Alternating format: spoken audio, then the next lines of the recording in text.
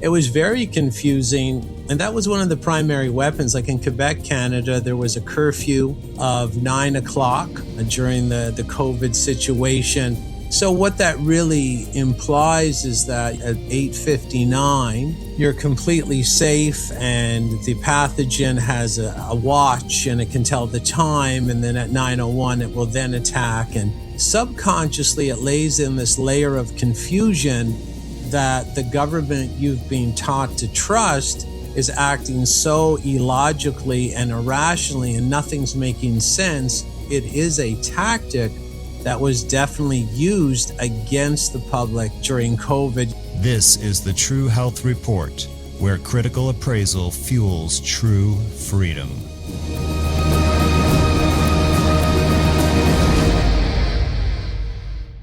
Hello, everyone, and welcome to the True Health Report. I'm your host, Dr. Andrew Kaufman.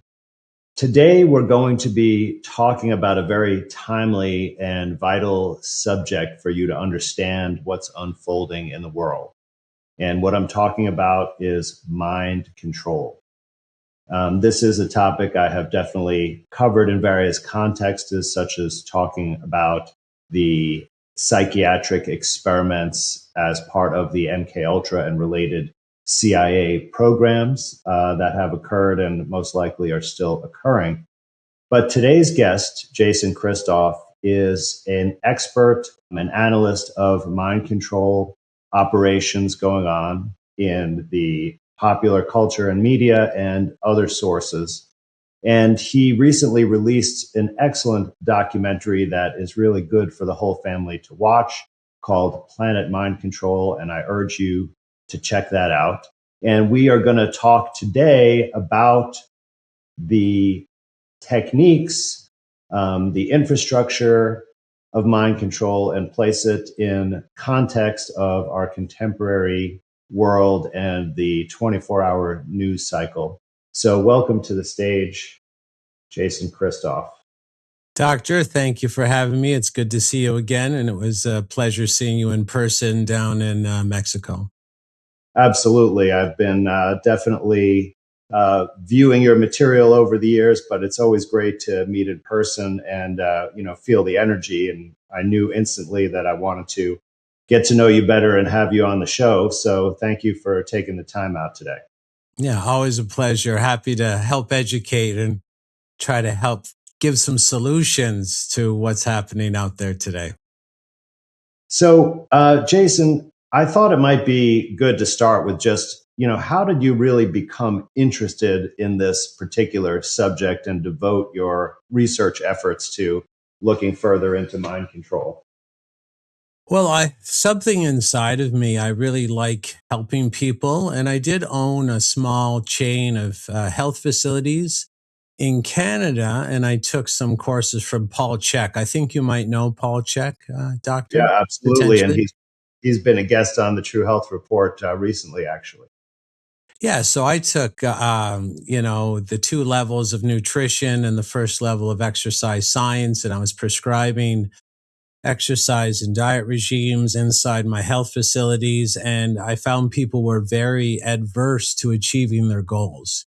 They were having a very hard time. And I was embarrassed. I really was sort of spiritually taken back. I was embarrassed. I had some shame because I would take their money and I would do my part, but they wouldn't achieve their goals. They seemed actually very afraid to achieve those goals. So I phoned the Institute back. I didn't talk to Paul. I talked to one of his assistants. And I said, I don't really know who to talk to, but my clients appear really good in the first couple of weeks, and then they fall off and they don't want to quit their addictions, and then they're sort of fighting with me. There's a battle to get them where they paid me to go, get them to go. And I said, well, is anybody else seeing anything like this as a pattern? And I think her name was Vidya, and she simply said, "Yeah, they're under mind control." And I said, "Well, why wouldn't anybody want to become thinner or lose the weight that it was their goal? I mean, why wouldn't they want to follow through with their own goal?" And Vidya said, "Well, the way mind control works is like a herd mentality. It's like group dynamics. So if they're living the 23 hours of their life that they're not in the gym that day, and they're sort of in an overweight tribe.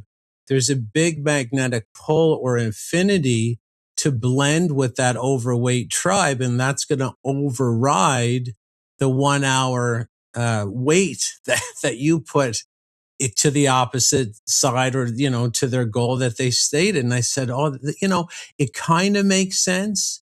And Vidya continued and said, even if the person is from a poverty stricken tribe, if you were trying to give them wealth advice or give them some sort of business advice, they would have greater loyalty to the poverty mindset, because you always feel safer with the majority. And I said, well, this is a huge problem with me trying to establish myself as a trainer and develop a good reputation. Do you have any material on how I can move against this mind control? They called it mimetic programming at the time. So Vijay sent me some books and some documentaries, and I started researching, and I started to use subtle mind control techniques, sort of how I use my language when I was training them, and tried to, I can describe how this works, but I tried to hack their subconscious to lay in a good amount of repetition in the direction of their goal to override their old programming. And it was having really good success. I started to do it online. I stopped sort of working at my own fitness facility. I started doing it as a full-time job online, moved away from my fitness facility, eventually sold that. And then I had to start my own sort of institute where I do teach medical doctors and chiropractors, high-end health professionals, and high-end coaches and regular people how this game sort of works, where you can trick the subconscious into really pursuing any goal that you want. And then once you get that under your belt, it's easy to look out into the world and see there is some force out there that's using this technology to program us in a disastrous way. And it doesn't have to be disastrous. You can use the same knowledge to program yourself or anybody else into a better life altogether. Well, that's very fascinating, Jason. So I think what you're kind of saying is that we can flip the script, so to speak, and, use this technology. And I think technology is an appropriate word to describe it for good, because I think we can all see that it's not a device or a technology or a machine that is good or evil, right? It's how we interact with it and how we use it that determines the ethics of it. Now, before we even talk about like the ethics of it or get into the ideas, I think what you are describing, and by the way, I've also observed a similar phenomenon in patients or clients rather that have come to me with serious health problems. That I provide education about different things that can help their body go into a healing phase. And it's very similar to a lot of the work that Paul does, and I'm sure that you did. And even when people are facing their own mortality, they have trouble just sticking to a simple diet, right? And these diets for healing, they're not calorie restriction. They're not, soup. It's not like just eating crackers and nothing else, right? There is variety and there is good nutritional sustenance. But even in that, something is taking them away, even though they, overtly want to survive, of course. So it could be a very powerful influence. And the observation that I wanted to ask you about from what you said is that essentially it's taking a part of our psychological makeup, right? Something that is intrinsic to humanity about how we think and behave and express emotions. And they're exploiting it for perhaps nefarious purposes.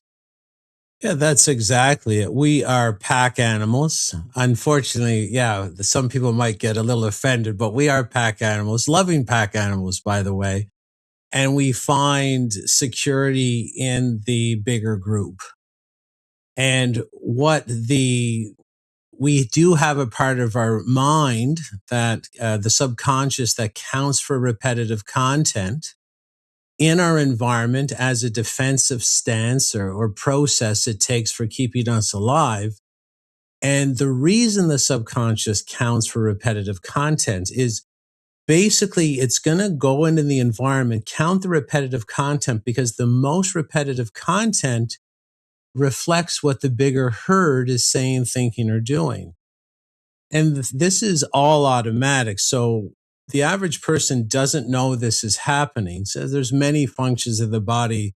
I mean, you more well aware than anybody else. I mean, your food digesting, your hair growing, your eyes blinking. These are things that go on automatically. We're not in control of them. And they're there as sort of a repetitive process to keep us alive. Like, we have very loving functions in our body that are there to make sure we stay as healthy as possible and live as long as possible. So there's this other invisible security system is counting for the repetitive content. And basically, not only, like, we're not aware that this counting is going on, but once the subconscious has established what the most repetitive content is, and it does that because that reflects what the bigger herd is doing, it also invisibly forces us to adopt those ideas or beliefs, if it can pull that off, in an attempt to make us safe and bond with the bigger group. So, I mean, if everybody is going to the New York Yankees game and everybody's wearing New York Yankees colors, your subconscious will analyze the situation and give you psychological nudges in the form of emotion that you might want to wear the most popular color or the most popular style of jersey the next time you go to the baseball game. Right. So, yeah, go ahead. Well, I mean, sports just provide so many obvious examples of this phenomenon, right? I was just recalling an episode of Seinfeld where I think it was the movie When Harry Met Sally, and they're two guys having a conversation at a baseball game, and the wave starts going around the stadium. And they keep going with their conversation, but instead of just ignoring the wave, they, like automatons, right, get up and participate in it. So I say to her, "Don't you love me anymore?" You know what she says? "I don't know if I've ever loved you." Ooh, that's hard. You don't bounce back from that right away. Thanks, Jess. Because defecting from the tribe, right, and they're illustrating this in the film, would be something you wouldn't want to do, right? So I can recall one experiment that illustrates this, done by a psychologist, where they were able to get somebody to essentially give the wrong answer that was obvious. Do you want to describe that a little bit? Yeah, that was the experiment. That was the group conformity experiment with Solomon Asch. So there were 5 people in the experiment, and Solomon Asch was running it. But out of the 5 panelists, 1 didn't know what was going on, and the other 4 were part of the experiment.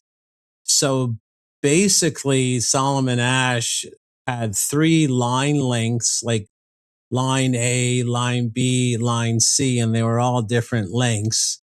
And then there was this farther line over to, say, the right. And the only job of the people in the experiment was to match the line length. And, the line that was farther over to the right, obviously, let's say it matched the line that was labeled B. So that was the right answer. B was the right answer. But the 4 people on the panel that were in on the experiment, they gave the wrong answer. They gave line C. And by the time it came down to the only person that wasn't in on the con job, he was feeling so much pressure to give the wrong answer initially on the first round. And of course, the more rounds that went on, the more that individual became part of the group. He kept giving, by the second round, he was already giving the wrong answer just to fit in to the majority so he could feel safe. Now, that's the way we're hardwired. I mean, if we go to a Christmas party and you enter the room and everybody has alcoholic drinks in their hand, please be aware your subconscious counts all of the drinks and all the other familiar patterns well before you're a foot inside the room. So when the waiter comes up to you and offers you something to drink, you're most likely going to conform and try to, bend to the consensus and be one with the group. It's just the way we're hardwired. So that Asch conformity experiment proved that group pressure can make people ignore reality. That was their very firm conclusion, is that if you can control the group and you can fabricate if you can invent what that group believes and give that impression to someone who has no idea that they're getting ambushed, you can have a huge influence on that innocent victim and make them sort of walk lockstep in what, say, a mind controller wants from that uninformed victim. Right. And is this, the example of 2 + 2 = 5 in Orwell's 1984 demonstrates this principle essentially? Yeah, and it's kind of worse than that. It's almost like a ShamWow commercial with that guy called Vince, but wait, there's more. It's worthless. Forget about it. So 2 + 2 = 5. If you can manufacture the majority to belt that out, you can get people complying with it out of the group pressure mechanism, but it also causes a lot of confusion in the mind. And a confused individual, if you were to look into the work of Dr. Just Merleau, so I'll spell that. Yeah, Rape of the Mind. He talks a lot about the confusion factor. So they used to work on exploring how to best manipulate prisoners of war, or how the Koreans did it, the Koreans did it in the POW camps. And confusing the prisoners was the best way to break them down and sort of infiltrate what's called the mental resiliency, which made them highly suggestible and more apt to give up the secrets that the Koreans were looking for from the prisoners of war. And we see this confusion effect and it's in such great quantity today. It's like shooting fish in a barrel. But one big confusing, and I'll just say one that could really stick out for people, and there's a reason people won't want to go there, and that's another talk altogether. But in Butler, I think is that in Pennsylvania, if I recall? Is that where it is? Butler? Butler University? Butler, where there was an attempt on the former president's life. Well, there was one that was in Pennsylvania for sure. Yeah, it was in Butler. And, I have high caliber weapons myself, even as a Canadian. And there was supposed to be a high caliber round, either a 223 or something higher, that had made impact with DJT's ear. Right. And so that comes off as, okay, that happened. But the confusing part of it, which can add to impregnating the audience with a greater ability to mind control them down the line, because it changes brain function. Confusion changes brain function to make the mind control victim more highly suggestible. But 12 days after that shot to the ear, and since you're a doctor, I'm sure you can confirm that ear cartilage is that the only tissue on the human body that cannot regrow itself, I believe?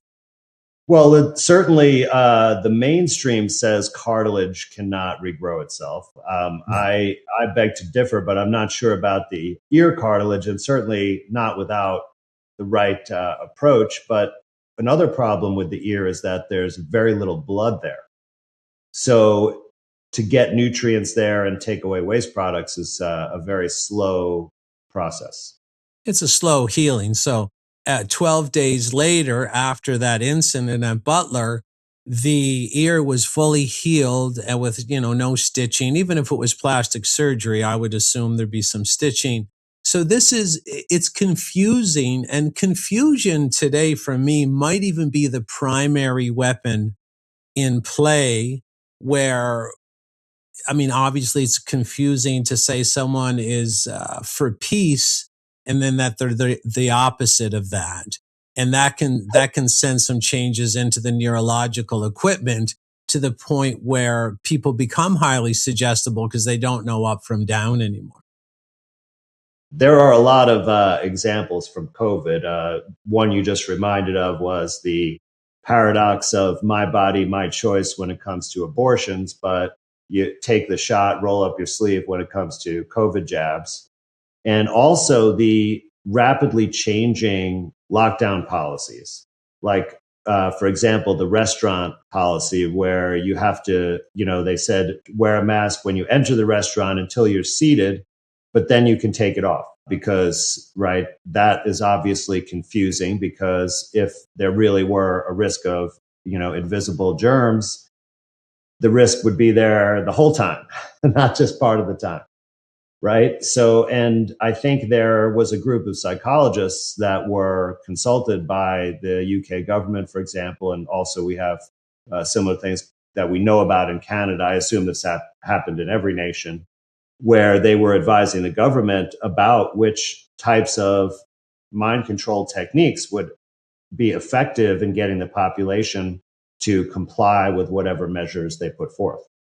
Yeah, that was the BIT team, BIT. It was the Behavioral Insights team. And I believe it was, the SAGE team, the safety, and there was a committee for emergencies. I don't know the exact acronym, but it was SAGE.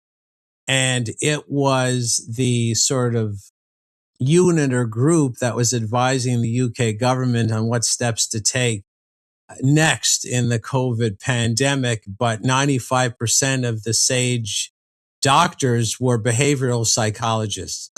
So, of course, there was lots in play. And I tell people, was it a case of clinical virology or was it a case of behavioral psychology? I think it was more behavioral psychology. And it was very confusing. And that was one of the primary weapons. Like in Quebec, Canada, there was a curfew of 9 o'clock during the COVID situation. So what that really implies is that, at 8:59, you're completely safe and the pathogen has a watch and it can tell the time. And then at 9:01, it will then attack. And although consciously people would ignore it and just tell themselves like, I have to be at home or I could get harassed by the authorities, subconsciously it lays in this layer of confusion that the government you've been taught to trust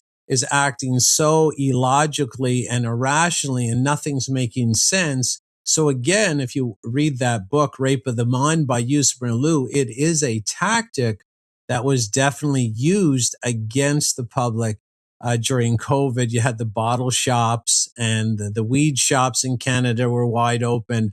The gyms and the chiropractors and the massage therapists, they were all closed.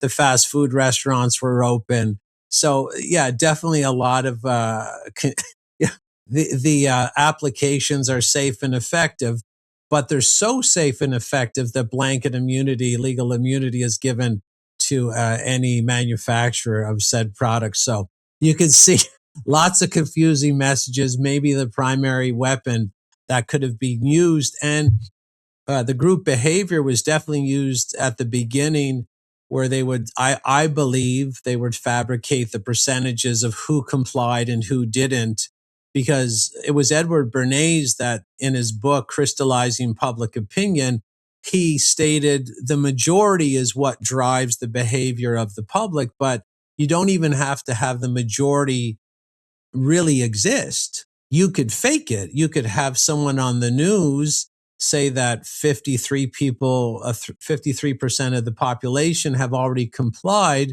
would said experiment, and that will trigger anybody listening to believe they're in the minority. And then it triggers this natural defense mechanism inside ourselves to, hop to it and get with the majority to find safety. Yeah, there were so many of those anomalies. I think, you could have a field day in a meme factory with all those points of confusion from COVID. So far we've talked about, the herd mentality and how that can even make people deny the obvious truth. We talked about repetition as a tool to reinforce the conformity. And we talked about how confusion can lead to suggestibility. And that, of course, makes sense, because if you're just confused about everything, it's not confusing to just do what you're told. It provides the clarity, even though it's not based on logic, right? The only logic is follow the lead. What other kind of techniques are used predominantly to influence the behavior of the masses? Well, the fear is the big one. And, it really has a big impact on brain function. So inside our neurology, our brain complex, we have the prefrontal cortex or the frontal lobe, and it's extremely human. It carries all those great human characteristics that we attribute to. Right, and that's the part of the brain that was sliced into for frontal lobotomies to pacify the mentally ill, right? So Yes, absolutely. Always a target, sometimes directly, like the frontal lobotomies. And that really, if we can even talk about that just for 2 seconds, wow. Again, they're really targeting that area of the brain. It is the CEO of the neurological complex. So when this is on, it's supposed to check any idea that your brain formulates. It's supposed to sort of review it before you make it live. So will the CEO of the mind, the prefrontal cortex, or the frontal lobe, would it not catch all the red flags potentially in the early COVID operation? It probably would have. It's a very logical and rational part of the mind. It's very compassionate. It's the seat of spirituality, and it's also the seat of the will. So when we want to will something into physical reality, this part of the mind is heavily involved, and it's a high IQ part of the brain. And what it's really good at, the frontal cortex, is judging long-term consequences of your actions. So it has the ability to look far into the future and determine where's this going to take me in 5 years? Where's it going to take me in 10 years? Where's it going to take me in 15 years? So obviously, if you're a nefarious ruler, you don't really want this part of the mind on, because it can see through a lot of the liarrhea just through its natural design. So when you implement fear into the human neurology, what happens is you have this triggering of the primal part of the brain, which is called the limbic system. It's that fight, flight, freeze, or fawn system. And it doesn't have the ability to think long term. Like, it doesn't have it. And some people might say, well, that seems very odd that we have a part of our own neurology that doesn't have the ability to think long term. But this is the part of the brain that turns on automatically. It's very primal. It's very protective. And if someone entered if you have immediate danger, right, you don't want to necessarily consider long-term consequences, because there won't be a long-term unless you address the immediacy of the danger, right? And that's what fear can induce. Yeah, absolutely. So that's another beautiful design of the system. So that's what I call the white magic system. And you can flip it over to black magic pretty quickly if you understand the design and, take advantage of driving people into a fear-based reaction, shutting down their long-term thinking capability. Because when fear is experienced by a human, there's actually shown to be less electrical conductivity in the prefrontal cortex, less blood flow. They're kind of, combined. And then there's a huge shunting of, or like redirecting of neurological activity to the primal system. Some people call it the R complex. It stands for reptilian complex, or they call it the hindbrain, very low IQ. And when you're back in that part of the brain, because you're in fear, you're very reactive. So you're not, you're not proactive, you're reactive, and you lose your ability to judge long-term consequences. So of course, if I'm in the business of being the ruler, I will also realize that I have to keep my mind control victim in that part of the brain sort of a lot, like forever, or they can reawaken. And that's never good for the abuser or the one bringing the fear, because there's something called battered woman syndrome, where it's a legal defense, where, to be honest with you, how it's triggered is the abuser didn't abuse their victim on a consistent basis. They were able to catapult themselves in electrical conductivity out of the hindbrain into the prefrontal cortex, where a logical decision was made to actually murder their abuser. And I'm sure people know about this legal defense. If a woman murders her abuser and she can prove that the abuse was, could have been fatal eventually, she can relieve herself of legal liability. And I tell people this is sort of all the knowledge. There's a lot more knowledge than this that our social engineers understand, but this is why they're always keeping us in fear. They never let us retreat back to the prefrontal cortex. If it's not COVID, it's an economic downturn, it's a war, it's an energy shortage, it's meningitis, it's measles, and it's bang, bang, bang, a nonstop buffet of fear to keep most of the population in that low IQ, short-term consequence brain, so you can keep directing them. They become highly suggestible, which is a very good for one of your mind control victims to be highly suggestible. As a mind controller, you pretty well have a 70% chance you're going to have your way with them. Plus, also, I think this is used a lot in a sort of Hegelian dialectic where they generate fear, and then the proposed policy is would have the effect of alleviating the fear.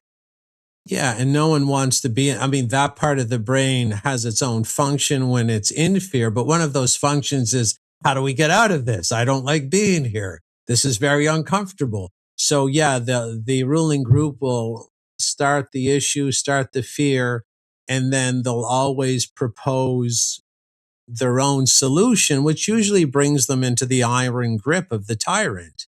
That's what this problem reaction solution does, and they keep doing it because it's just the way we're designed. So unless we know how these tricks work, they'll always cast the spell that they're designed to cast, and they're not letting up. They're always continuing with an acceleration of the fear-based narratives all the time. And what's even more interesting is that if you poison someone and basically scan their brain, you get the same reaction. It seems like the body's fight or flight reaction can be physical or in response to poison, because it seems that the reaction is just a fear-based reaction if your life is going to be lessened, like if your lifespan is in jeopardy. So when you eat an Oreo cookie, even though you might be relaxed, you can have the same effect where your body's just afraid of the Oreo cookie, on a chemical basis as, say, a pit bull chasing you down the road, which is, again, like a sham wow, but wait, there's more. And this is the reason they poison everything, to keep us in that fear-based position. Well, that's very fascinating. So now they don't have weapons that fire Oreos, right? But so, expand on that a little bit more about how they use, let's say, poisonous chemicals in food to contribute to this mission. Well, first they got to get you to consume them, which is sort of against your genetic self-preservation mechanism. So that's the first hurdle. And if you watch the documentary about the repetition, you can see that that hurdle is easily skipped over. So what they would need to do to get you to consume poison is simply to make sure you're watching a screen or a magazine or a newspaper or listening to a radio show, and they control the repetitive content with, let's say it's alcohol. So they're going to riddle the environment that you're watching with what's called alcohol imprints. They're very, very common. I show quite a few of them in my documentary. This triggers your subconscious mind to associate that repetitive content with what the bigger herd is doing. And then your subconscious does what it's designed to do, which makes you a drinker. So now you're poisoning yourself. And it can be so prolific and so like full force that anybody listening to this who drinks is already offended. Because I'm not telling them not to drink. I'm jeopardizing their safety. I'm asking them potentially to think about leaving one of the biggest groups where they find safety inside of. So I'm challenging their security protocol. And that's going to always end with a massive physical and mental backlash towards someone who's delivering this message. So the reason people are so obsessed with alcohol is because it's everywhere. It's on the airplane. It's in the minibar. It's at every restaurant. It's at every sporting event. And the more repetitive exposure you have to those alcohol imprints, the more you associate safety with engaging in that behavior. So all the poisons that we consume en masse are sold in this way. So the Teflon pans, the alcohol, the vape sticks. I know there's good tobaccos that you can smoke that might have, I'm sure you can talk about that, or you already have good health properties, but the mainstream tobacco companies are what are we're repetitively drowning it. Right. Well, I think one of the tricks they do would be to take something that could be, powerful. Like if we look at tobacco, how it was used by indigenous people, before Philip Morris took over, it's ceremonial. And even now with shamanic ceremonies, right? Because the spirit of tobacco, like if you observe tobacco growing, it's a dominant plant. Other plants, form around it rather than push it out of the way. And it's used as a protective plant in medicine ceremonies where they might use ayahuasca or something like that to keep away negative spirits, right? And also the smoke going up to the heavens, right, is a spiritual aspect. And so it's been used in those ways, but in the modern parlance with the mind control, the advertising, right? They originally called it public relations, marketing, advertising, consumerism.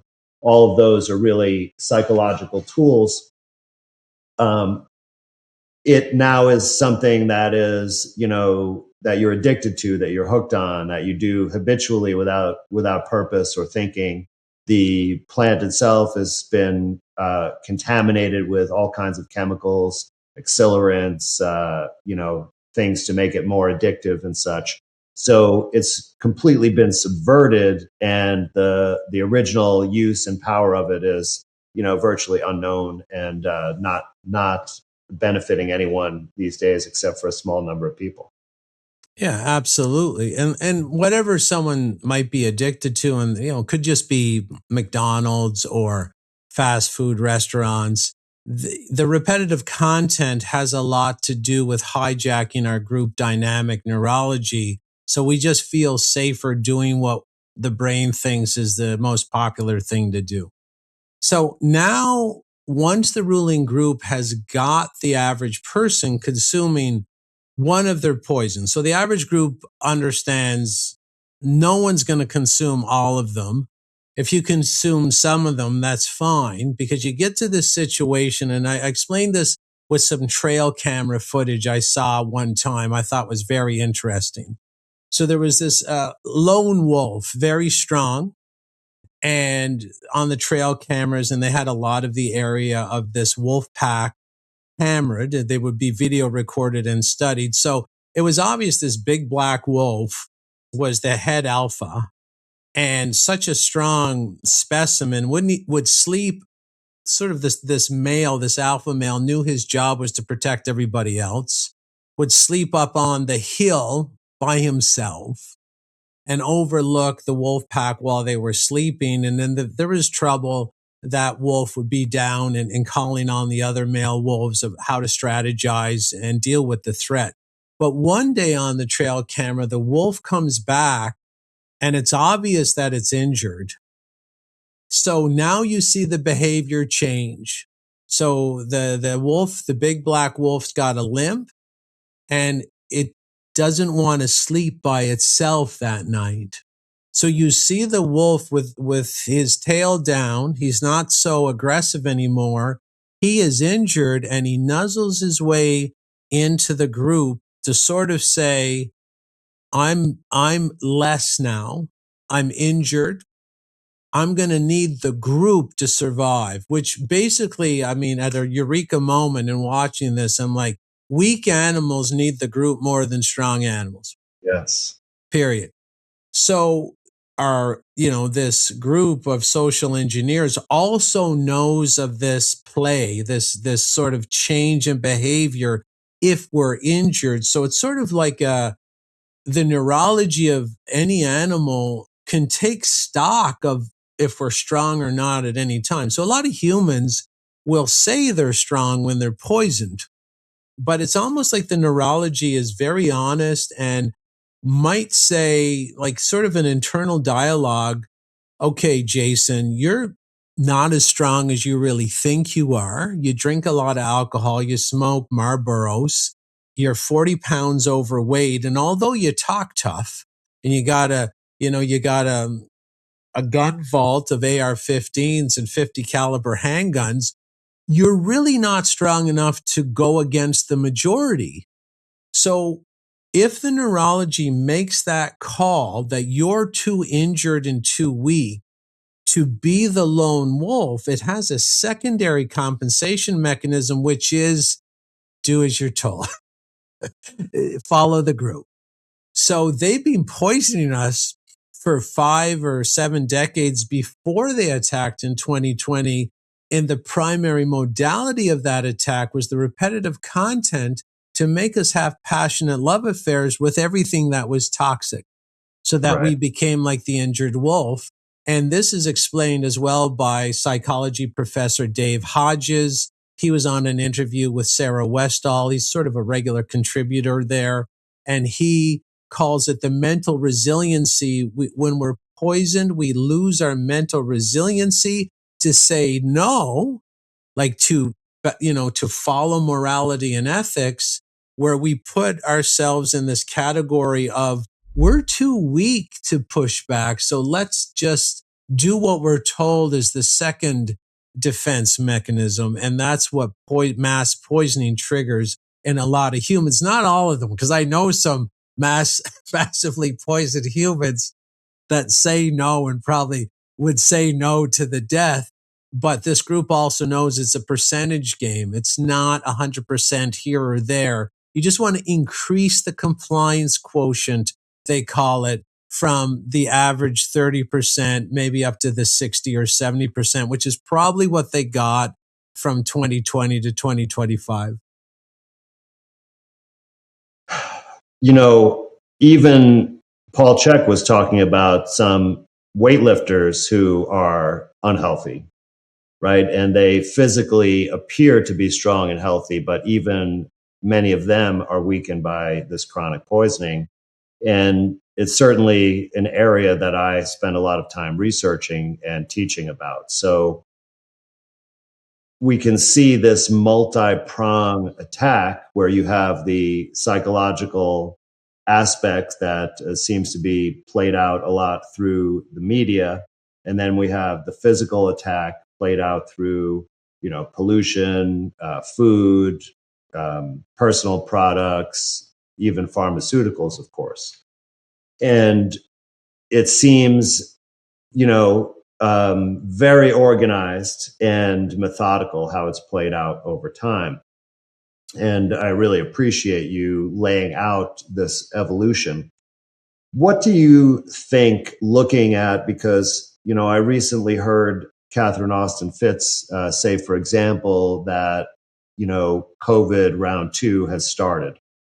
We feel the encroachment of the digital surveillance state.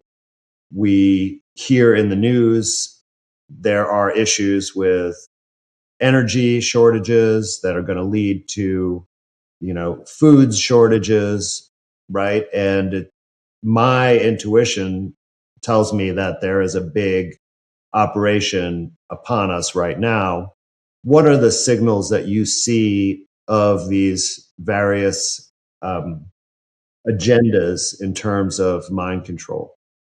Well, you see the repetitive nature of it, and you see the repetitive nature of it rolling out in a similar way that it did in 2020, where, let's say, there is what I call the Operation Nice Guy. So we have it, what's going on right now is Operation Nice Guy. We have the Latvian government, we have the Swedish government, we have the Italian government, we have the Australian government, California state government, and some other governments coming on slowly because they don't want to all do it at once, or they'll show their cards that they're all in on it together. So this Operation Nice Guy has a mind control aroma to it because they're coming out and saying, we're with you, the public. We got your back. This is the same group that did everything from 2020 to current. And they're saying, we have your back. We're going to reduce our fuel taxes to help you, the customer. And so psychologically, that draws the mouse a little closer to the mousetrap, psychologically nudging the public to believe that the government once again is taking the position as protector of the public. So this gives an energetic football over to the government, which they love holding, and saying, we're going to take it from here. This will be step one. So you're going to see them all come out. The first psychological strike is Operation Nice Guy. Try to befriend the public. We all know that no one trusts these people. So try to go and befriend the public and get an invisible energy exchange underway where the public outsources the solving of the problem to the government on that first Operation Nice Guy step. And once the public does that, then step 2 and step 3 and step 4 are going to occur because you've already outsourced your responsibility to them, believing that they have your back once again. And then you're going to get into a situation of, this is going to hurt me a lot more than it hurts you, but really it's meant to hurt you. And and you can see repetition in the phraseology that they're using. They're talking about sheltering in place, work from home. You have the same phraseology to trigger that familiar script that the psyche has a couple repetitions under the belt already. And that triggers a familiar and safe feeling in their neurology that you have a script for this already. So I can see what everybody's saying is that, yeah, they are going to try into a secondary push to accomplish some of their 2030 goals. where even the potential of rebelling, if someone says, well, I'm not going to stay home, I'm going to drive around, but how about if there's no gas, right? And there are solutions for this. I don't want people to feel doom and gloom. There are solutions.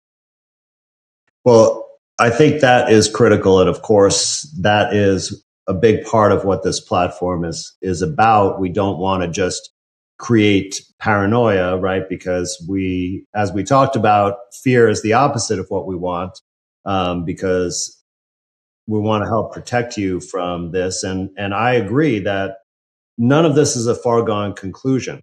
If we take the right action, it will not be successful. So what are some things that, you hinted before about using the same mind control techniques, but in a way to encourage, motivate, and achieve good things? So is that what you're proposing here that people can do, or is it enough to just recognize these programs coming at us and realize that they are not true? That's the first thing. The first thing is to watch. I mean, I always say there's 3 documentaries to watch. One is Planet Mind Control, so you can understand how they're going to trick you to go along with it, or they've already tricked you to go along with some of their older agendas. The second documentary I think is good for people to watch is The Jones Plantation, entertainment-based Hollywood film with some ups and downs and some twists and turns that'll make the hair on the back of your neck stand up. If you go to the jonesplantation.com website, you can watch that. It will also give you perspective of how they've tricked you up until this point, of how to participate in, in the Jones Plantation. I mean, we live on the Jones Plantation, and people should find out what that means. Barnum World is another documentary people could watch it. It gives great insight, and that's free on YouTube, Barnum World. So starting Now, let me off, just okay, shout go out ahead. to Drew Treglia for producing and directing both those latter films that you mentioned.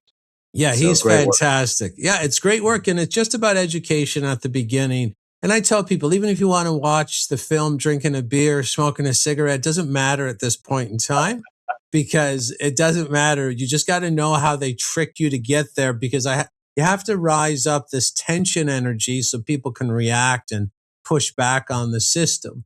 So then you'll find out the repetition could make you believe anything. And you can use positive repetition to make that part of the mind believe anything else as well. So you can start arranging your environment, how you speak, what you read, what you watch, have positive influences, and then you don't feel so disempowered.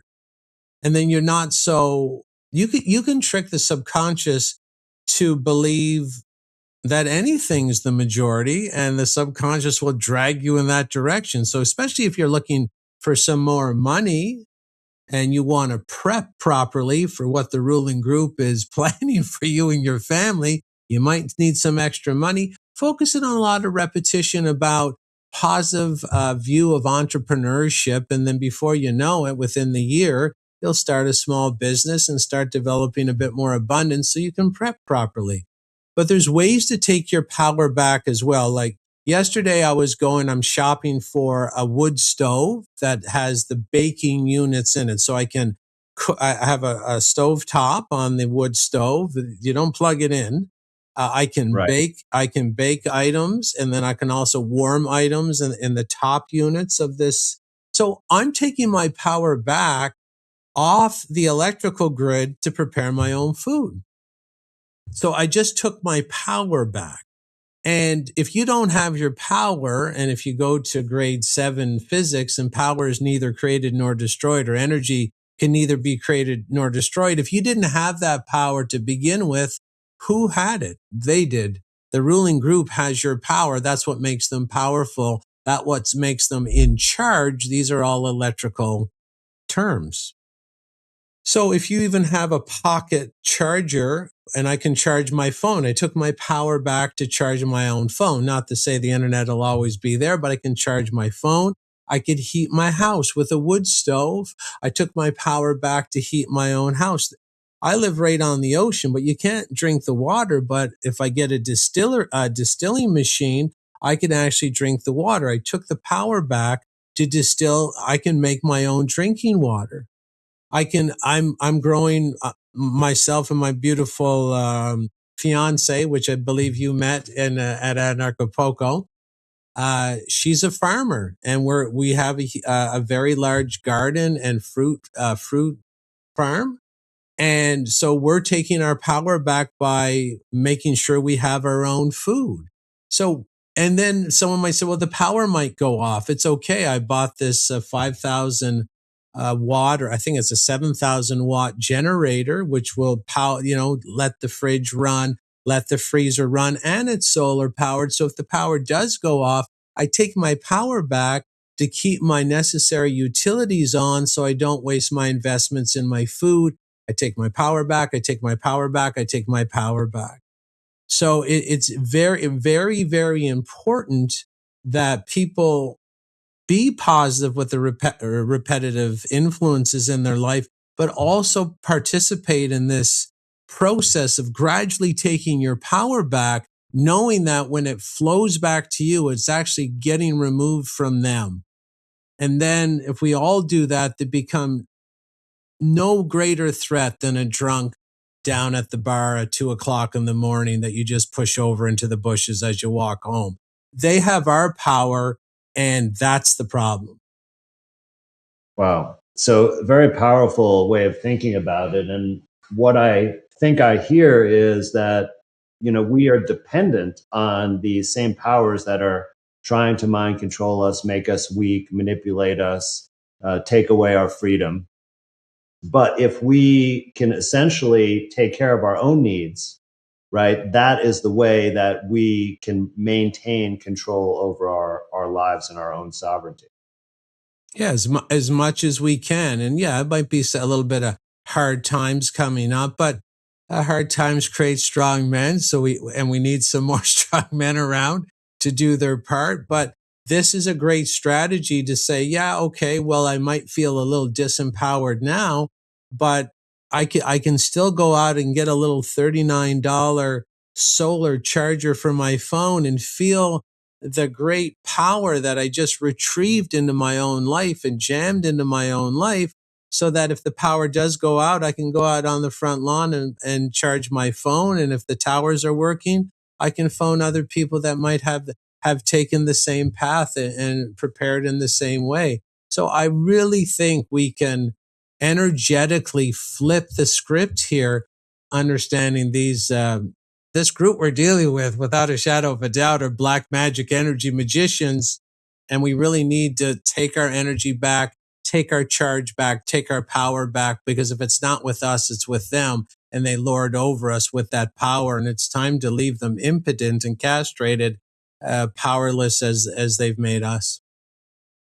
Absolutely. And, of course, in my world, this also includes the power of being able to handle your own health situations, and including, emergencies and accidents and such like that, because we may not also have access to, the emergency department and other hospital services at some point. And I guarantee you're going to have way better health if you do this and stay outside of that system, as you alluded to before.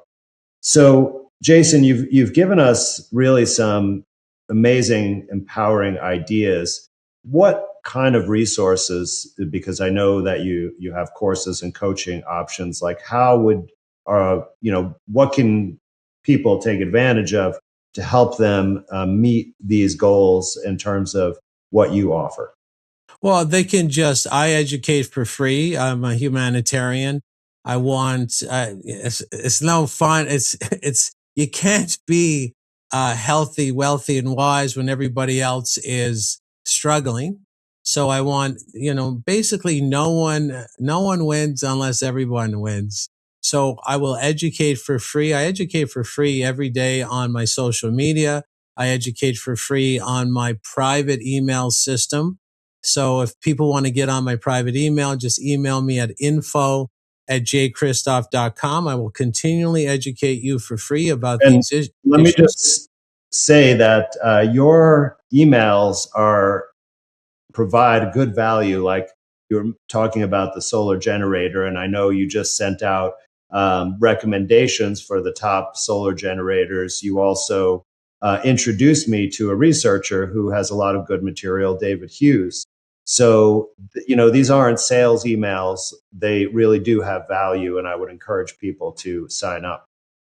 Yeah, and I develop a relationship for people. I love anybody that wants to help and get ahead and be a strong human moral and ethical node in the world. Absolutely.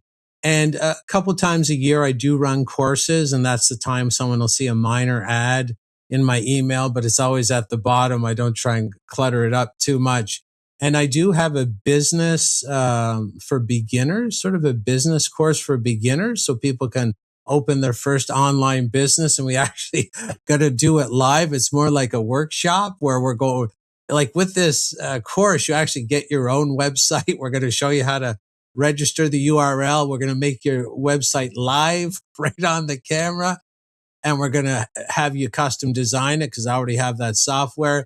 We're going to determine what your best product is to sell, and we're just going to show you how to get a little bit of extra income flowing your way in terms of just protecting yourself and your family, having a little bit extra money for organic, maybe the water distiller, maybe the solar power generator. Maybe you need to get a bit of seed, or maybe you need to rent some land to go start your garden on. These things all cost money. We're not doing this so that people can drive around in Hummers and Ferraris. We just want people to be a little bit more prepared, and their safety, the family safety, the safety of everybody out there. I don't care if they're gay or straight or black or white. Your safety, your family's safety, the safety of your children. I do this a lot for the children as well. That's my top priority. So those are my offerings, and anybody's free to take me up on them.